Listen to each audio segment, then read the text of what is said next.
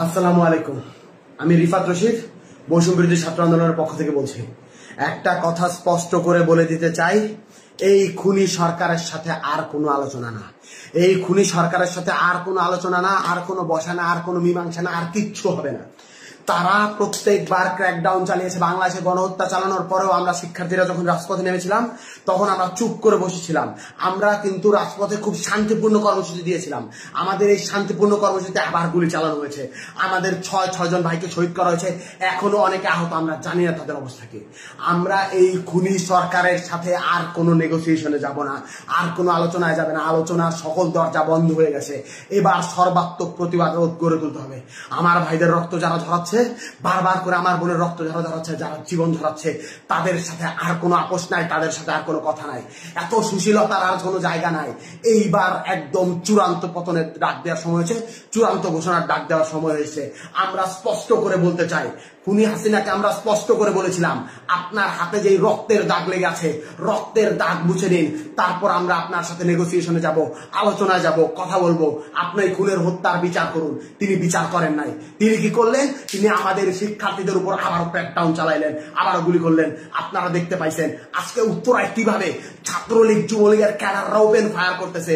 আজ হবিগঞ্জে আমার ভাই শহীদ হয়েছে, আজ সিলেটে আমার ভাই শহীদ হচ্ছে, আজ খুলনায় আমার ভাই শহীদ হচ্ছে, আজ লক্ষ্মীপুরে আমার ভাই শহীদ হচ্ছে, সারা বাংলাদেশে আমার ভাইরা শহীদ হচ্ছে।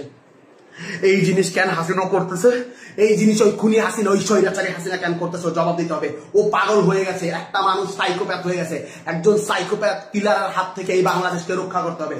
এই বাংলাদেশ আর স্বাভাবিক কোনো মানুষের হাতে নাই। এই বাংলাদেশকে সাইকোপ্যাথের হাত থেকে রক্ষা করতে হবে। এই বাংলাদেশকে নিরাপদ করতে হবে। আমরা স্পষ্ট ভাবে বলে দিতে চাই, আমাদের যে 9 দফা আছে, এই 9 দফার ভিত্তিতে আগামীকাল সারা বাংলাদেশে বিক্ষোভ মিছিল পালিত হবে। বিক্ষোভ মিছিল থেকে যদি আমাদের 9 দফা কাল মেনে না নেওয়া হয়, আমরা আলটিমেটাম দিচ্ছি, পরশুদিন থেকে, রবিবার থেকে সারা বাংলাদেশের সর্বাত্মক অসহযোগ আন্দোলন। স্কুল চলবে না, কলেজ চলবে না, আদালত চলবে না, আইন চলবে না, ব্যাংক চলবে না, কিচ্ছু চলবে না। সবকিছুতে সর্বাত্মক অবরোধ, সবকিছুতে সর্বাত্মক অসহযোগ আন্দোলন চলবে। সবকিছু বন্ধ করে দেওয়ার ঘোষণা দেওয়া হলো। আর কোনো কিছুতেই আমাদের অবকাশ নেই। আমাদের বুকের রক্ত যারা প্রতিদিন ঝরায়, আমরা চুপ থাকার পরেও, আমরা শান্তিপূর্ণ থাকার পরেও নিরস্ত্র মানুষের প্রতি যে গুলি চালায়, গণকে যে হত্যা করে তার গণভবনে থাকার অধিকার নাই। গণকে যে হত্যা করে তার গণভবনে থাকার অধিকার নাই। আমার ভাইদের রক্ত প্রতিদিন ঝরানো হচ্ছে।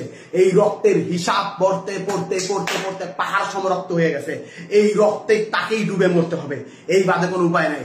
আমি স্পষ্ট করে বলতে চাই, আপনারা এই 9 দফায় ভিতরে 9 দফার দাবিতে আগামীকাল বিক্ষোভ কর্মসূচি পালন করুন। সারা বাংলাদেশের প্রতিটি জনতা রাস্তায় নেমে আসুন। আপনার ঘরের সামনে, আপনার বাড়ির সামনে প্রতিটি অলি গলিতে দুর্গ গড়ে তুলুন। বাংলাদেশের প্রতিটি ঘর একটা দুর্গ হয়ে উঠবে। এই 9 দফা যদি মেনে না নেওয়া হয়, পরদিন থেকে আমরা বলতে চাই, আমরা স্পষ্ট করে বলতে চাই, পরদিন থেকে সর্বাত্মক অসহযোগ আন্দোলন। এই সরকারকে কেউ সাহায্য করবে না, কেউ সাহায্য করবে না, কেউ সাহায্য করবে না। গোটা বাংলার ছাত্র জনতা, গোটা বাংলার কৃষক জনতা, গোটা বাংলার শ্রমিক জনতা একত্র হয়ে গেছে। এই সরকারকে কেউ সাহায্য করবে না। কেউ ব্যাংকে টাকা দিবেন না, কেউ কিচ্ছু করবে না, কেউ কোনো লেনদেন করবে না, অফিসে আদালতে যাবেন না।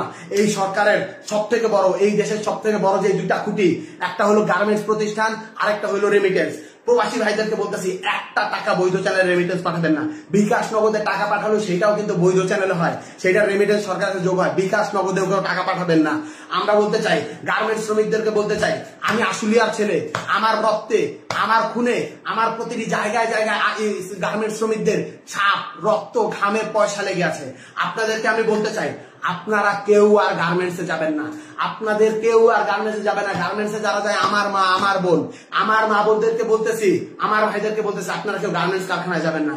আমার ভাইদেরকে শহীদ করা হচ্ছে, এর স্পষ্ট বিহিত না হওয়া পর্যন্ত, এর বিচার না হওয়া পর্যন্ত আপনারা কোথাও গার্মেন্টসে যাবেন না। রিজিকের মালিক আল্লাহ। আল্লাহ বাঁচাইলে আমরা খাবো, আল্লাহ না বাঁচাইলে আমরা মরে যাবো। আপনারা রিজিকের ভয়ে আর কেউ ওই স্বৈরাচারের তাবেদারি করবেন না। আপনারা কেউ একটা রোববার থেকে যদি আমাদের দাবি মেনে না নেওয়া হয়, তাহলে কোনো গার্মেন্টস শ্রমিকে, কল কারখানা সবকিছু বন্ধ ঘোষণা করা হলো। আমরা স্পষ্ট করে বলতে চাই, কিছুক্ষণের মধ্যেই বৈষম্য বিরোধী ছাত্র আন্দোলনের পক্ষ থেকে অফিসিয়ালি প্রেস রিলিজ দেওয়া হবে। আমরা বলতে চাই, এই 9 দফা যদি আগামীকালকে মেনে না নেওয়া হয়, যেই অসহযোগ আন্দোলন হবে, সেই অসহযোগ আন্দোলনের পরিণতি কি সেইটা আপনি স্পষ্ট বুঝতে পারতেছেন। ইন্টারনেট বন্ধ করে দেওয়া হতে পারে, সবকিছু বন্ধ করে দেওয়া হতে পারে। এই ভিডিওর পর আমি কতক্ষণ বাঁচবো আমি জানি না। লা ইলাহা ইল্লাল্লাহু মুহাম্মাদুর রাসূলুল্লাহ বলে এই কালেমা পড়ে আমি যাচ্ছি। আমি যদি মরে যাই ভয় নেই, বাংলার প্রতিটি মানুষ যারা বেঁচে আছেন তারাই নেতৃত্ব দিবেন, তারাই চালিয়ে দিবেন। এই কালেমা পড়ে নেওয়ার পর আমার আর ভয় নেই। আল্লাহর কাছে আমরা বলতে চাই, আল্লাহ এই জালিমের তুমি পতন করো, এই জালিমের তুমি বিচার করো। আপনারা প্রত্যেকটি ধর্ম আছে, মসজিদে, মন্দিরে, পেগোড়ায়, গির্জায়, সকলের যে স্রষ্টা আছে তাদের কাছে আপনার হাত তুলুন, আওয়াজ তুলুন, বলুন এই জালিমের থেকে আপনারা পতন চান। আমরা আর কিছু বলবো না। আমরা একটা কথা স্পষ্ট করে বলতে চাই, আমাদের মানুষের যখন পতন আসে তখন সে পদে পদে ভুল করে। আমার ভাইদের শান্তিপূর্ণ আন্দোলনে আমার বোনদের যে গুলি করলো, সেই গুলির সেই রক্তের জবাব দিতে হবে হাসিনা। এভাবে পার পাওয়া যাবে না। রক্ত দিয়ে যখন সিংহাসন বানানো হয় মহারানী, সেই সিংহাসনে বসা যায় না, সেই সিংহাসনে ডুবে গিয়ে মরে যেতে হয়। আমি বৈষম্য বিরোধী ছাত্র আন্দোলন থেকে রিফাত বলছি, আমি যদি আর বেঁচে না থাকি, আমি যদি মরে যাই, আপনারা আমাকে স্মরণ রাখেন। এই লাইভের পর আমি জানি না আমি আর কতক্ষণ বেঁচে থাকবো, আপনারা আমাকে স্মরণ রাখেন। একটা কথাই স্পষ্ট করে বলতে চাই, আপনারা এই লড়াই সংগ্রাম চালিয়ে নিয়ে যাবেন, কেউ পিছপা হবেন না। সারা বাংলাদেশ আমাদের সাথে আছে। আমরা এই স্বৈরাচার মুক্ত বাংলাদেশ গড়ব।